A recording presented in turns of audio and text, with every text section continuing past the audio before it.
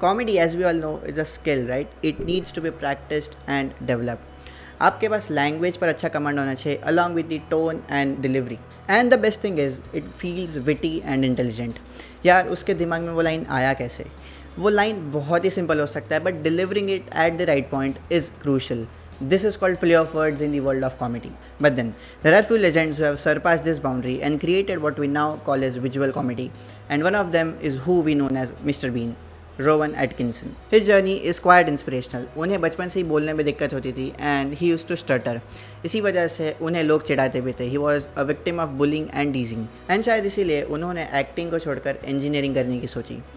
But उनका passion जो था वो अभी भी एक्टिंग एंड कॉमेडी में ही था. And so he tried in many different groups, but because of his stuttering he was rejected. BBC network की one of the most famous series थी ब्लैक एडर, जो एक हिस्टोरिकल ड्रामा थी. And this series was very crucial in his career. इस series की वजह से उन्हें अपना सबसे पहला रिकॉग्निशन मिला.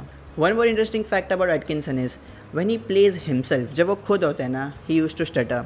But when he played a character, जब वो किसी कैरेक्टर में होते हैं, ही डिडेंट. एंड दिस, जब वो कोई कैरेक्टर प्ले करते थे, उनकी जो फिजिकल कंडीशन थी ना, वो चेंज हो जाती थी.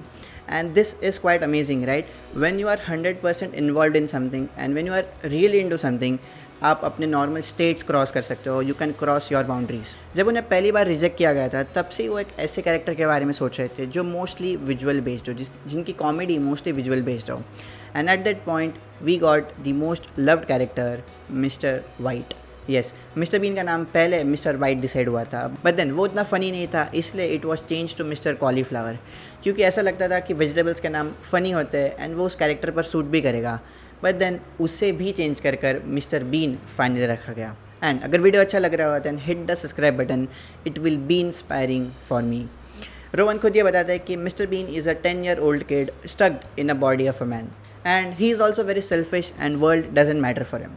एंड ये कैरेक्टर इतना फेमस हुआ कि 90s एंड 2000s के बच्चों का बचपन मिस्टर बीन के बिना अधूरा है. As I said, word play पर जो बेस्ड एक्ट्स होता है ना, उसे एक्सपैंड किया जा सकता है, उसे कॉपी किया जा सकता है.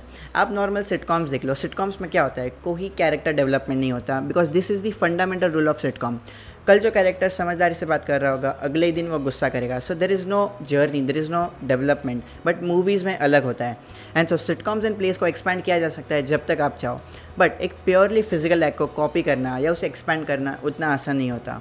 And so we have only one Charlie Chaplin. एक इंटरेस्टिंग इंसिडेंस हुआ था रोवन के साथ कि वो एक जगह पर गए थे एंड एक आदमी उनके पास आता है और उनसे कहता है कि has anyone told you that you look exactly like mister bean? And Rowan कहते हैं, well, I am the actor who plays Mr. Bean. I bet you wish you were. I mean, वो इंसान रेडी ही नहीं था ये मानने के लिए कि Rowan Atkinson was mister bean. And this is called type casting. एंड ये मोस्टली बहुत सारे एक्टर्स के साथ होता है. मुकेश ऋषि विलन ही होंगे, आलोकनाथ पापा ही होंगे, Kiran Kher Punjabi mom, and the list goes on. सभी लोगों को लगता है कि वो रियल में भी ऐसे ही होंगे, childish type. But he is really intelligent and super skilled in his art. He literally proved everyone wrong जो ये सोचते हैं कि एक्टिंग लाइन में सक्सेस के लिए एक हीरो फेस या हीरो बॉडी की ज़रूरत है. थैंक यू सो मच इस वीडियो को पूरा देखने के लिए. Until next time, bye bye.